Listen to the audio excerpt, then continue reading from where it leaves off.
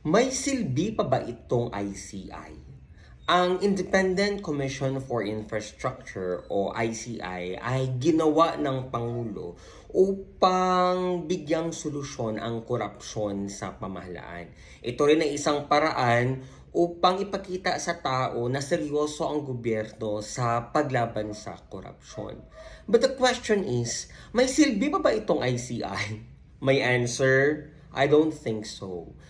First, wala naman talaga siyang totoong kapangyarihan because ang ICI ay ginawa ng presidente from the executive branch. Ibig sabihin, though binigyan ito ng kapangyarihan na magsabina o magpatawag ng mga tao sa kanyang investigasyon, ay wala itong contempt powers. So, for example, ako ay pinadalahan ng sulat ng ICI na huy, humarap ka sa investigation.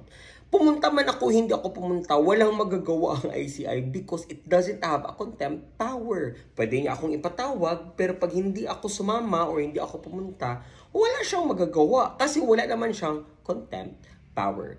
Pangalawa, paano niya mare-restore ang tiwala ng tao sa gobyerno kung very secretive ang ICI? Hindi nga natin alam kung ano ang nangyayari doon sa loob kasi hindi ito open for public. Mas secretive pa ito kaysa sa mga korte na open for public or open sa media.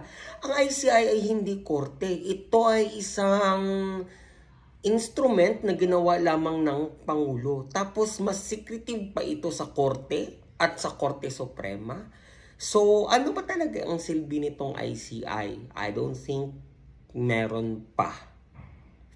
Buwagin nyo na yan.